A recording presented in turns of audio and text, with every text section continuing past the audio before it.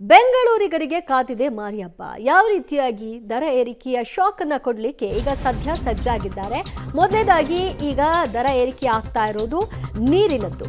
ಬೆಂಗಳೂರಿಗರು ಒಂದೊಂದೇ ದರ ಏರಿಕೆಯನ್ನ ತೆಗೆದುಕೊಳ್ಳಿಕ್ಕೆ ಸಜ್ಜಾಗಬೇಕು. ಮೆಟ್ರೋ ಟಿಕೆಟ್ ದರ ಏರಿಕೆಯ ಬಳಿಕ ಈಗ ಮತ್ತೊಂದು ದರ ಏರಿಕೆಯ ಬಿಸಿ. ಶೀಘ್ರದಲ್ಲೇ ನೀರಿನ ದರ 1 ಪೈಸೆ ಏರಿಕೆ ಮಾಡ್ತೀವಿ ಅಂತ ಹೇಳಿದ್ದಾರೆ. ಪ್ರತಿ ಲೀಟರ್ಗೆ 1 ಪೈಸೆ ನೀರಿನ ದರ ಹೆಚ್ಚಳ ಮಾಡುವಂತಹ ಪ್ರಸ್ತಾವನೆ ಇದೆ.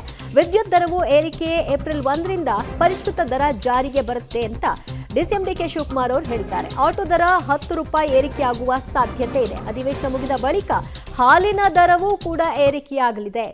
ಬೆಂಗಳೂರಿಗರು ಹಾಲಿನ ದರ, ಆಟೋ ದರ, ಈಗಾಗಲೇ ಮೆಟ್ರೋದಿಂದ ಬರೆ ಹಾಕ್ಸ್ಕೊಂಡಿದ್ದಾಯ್ತು, ನೀರಿನ ದರವೂ ಕೂಡ ಏರಿಕೆ ಆಗುತ್ತೆ.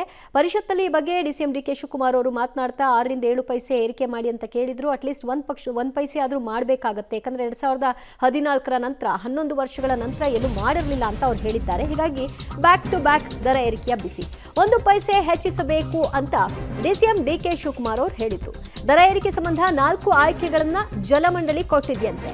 ಸರ್ಕಾರಕ್ಕೆ ಪ್ರಸ್ತಾವನೆಯನ್ನ ಜಲಮಂಡಳಿ ಸಲ್ಲಿಕೆ ಮಾಡಿದೆ. ಆ 4 ಆಯ್ಕೆಗಳಲ್ಲಿ ಯಾವ ಆಯ್ಕೆ ಅಂದ್ರೆ 1 ಪೈಸೆ ಅಂತಿದ್ದಾರೆ ಡಿಸಿಎಂ. ಜಲಮಂಡಳಿ ಪ್ರಸ್ತಾವನೆ ಡೀಟೇಲ್ಸ್ ಪಬ್ಲಿಕ್ ಟಿವಿಗೆ ಲಭ್ಯವಾಗಿದೆ. ಏನು ಪ್ರಸ್ತಾವನೆಯನ್ನ ಇಟ್ಟಿದ್ದಾರೆ, ಇದಕ್ಕೆ ಸರ್ಕಾರದ ಕಡೆಯಿಂದ ಸಿಕ್ಕಿರುವಂತಹ ರೆಸ್ಪಾನ್ಸ್ ಏನು, ಈಗ ಗ್ರಾಹಕರಿಗೆ ಇದರ ಹೊರೆ ಯಾವ ರೀತಿಯಲ್ಲಿ ಇರುತ್ತೆ ಅನ್ನೋದನ್ನ ಡೀಟೇಲ್ ಆಗಿ ನಿಮಗೆ ಕೊಡ್ತಾ ಹೋಗ್ತೀವಿ.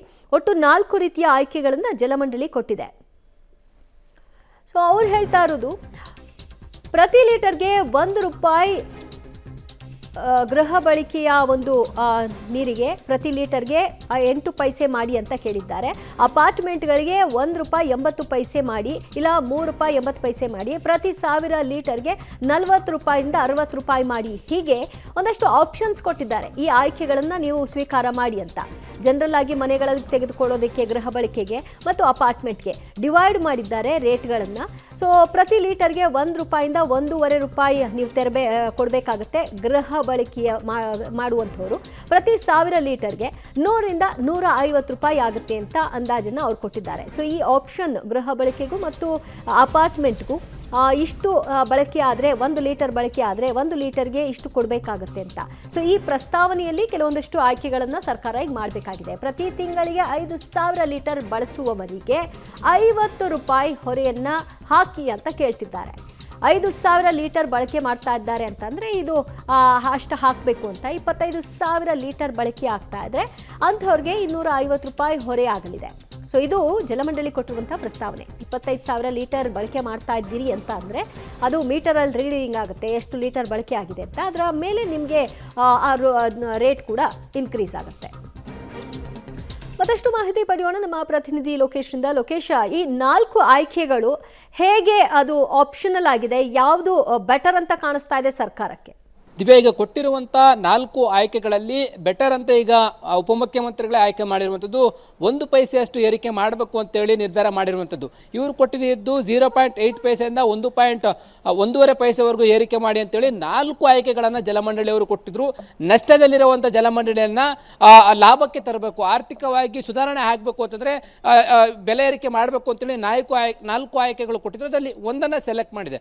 ಈ 1 ಪೈಸೆ ಜಾರಿ ಆದರೆ ಹೊರೆ ಆಗುತ್ತೆ ಬೆಂಗಳೂರಿಗರಿಗೆ. ಜೊತೆಗೆ ಈ ದರ ಈಗ ಜಾರಿ ಆಗೋದು ಯಾವಾಗ ಅಂತಂದ್ರೆ ಇನ್ನೇನು BBMP ಬಜೆಟ್ ಇದೆ. ಆ ಬಜೆಟ್ಗೂ ಮುನ್ನವಾಗಿ ಡಿಸಿಎಂ ಡಿಕೆ ಶಿವಕುಮಾರ್ ಅವರು ಸಭೆಯನ್ನ ಮಾಡ್ತಾರೆ. ಬೆಂಗಳೂರಿನ ಎಲ್ಲ ಶಾಸಕರ ಜೊತೆ ಸಭೆಯನ್ನ ಮಾಡಿ ನಂತರ ಅವರು ಜಾರಿ ಮಾಡಲಿಕ್ಕೆ ನಿರ್ಧಾರ ಮಾಡ್ತಾರೆ ಅನ್ನುವಂಥದ್ದು ಇವರು ಕೊಟ್ಟಿರುವಂಥ ಆಯ್ಕೆಗಳು. ಮತ್ತೆ ಡಿಸಿಎಂ ಡಿಕೆ ಶಿವಕುಮಾರ್ ಹೇಳ್ತಾ ಇರುವಂಥದ್ದು 1 ಪೈಸೆ ಏರಿಕೆ ಮಾಡಬೇಕು ಅಂತೇಳಿ ಅಭಿಪ್ರಾಯ ವ್ಯಕ್ತಪಡಿಸ್ತಾ ಇದ್ದಾರೆ. ಫೈನಲಿ ಬೆಂಗಳೂರಿನ ಶಾಸಕರ ಜೊತೆ ಅಭಿಪ್ರಾಯಗಳನ್ನು ಸಂಗ್ರಹ ಮಾಡಿದ್ದಾದ್ಮೇಲೂ ಕೂಡ ಅಲ್ಲಿ ಏನಾದರೂ ಬದಲಾವಣೆ ಆಗತ್ತಾ, ಈಗ ಬಜೆಟ್ನಲ್ಲಿ ಹೇಳ್ದಂಗೆ 1 ಪೈಸೆನೇ ಏರಿಕೆ ಆಗುತ್ತೆ ಅನ್ನುವಂಥದ್ದು ಕೂಡ ಕಾದು ನೋಡ್ಬೇಕಾಗತ್ತೆ. ಯಾಕೆಂದ್ರೆ ಈಗಾಗಲೇ ನೀರಿನ ದರ ಏರಿಕೆಗೆ ಬೆಂಗಳೂರಿನ ಬಿಜೆಪಿ ಶಾಸಕರು ವಿರೋಧ ಮಾಡ್ತಾ ಇರೋದು.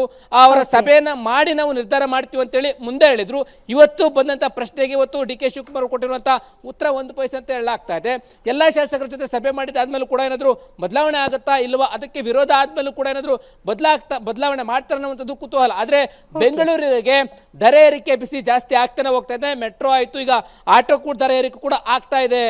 ದಿವ್ಯಾ, ಥ್ಯಾಂಕ್ ಯು ಲೋಕೇಶ್, ನಿಮ್ಮೆಲ್ಲ ಮಾಹಿತಿಗೆ.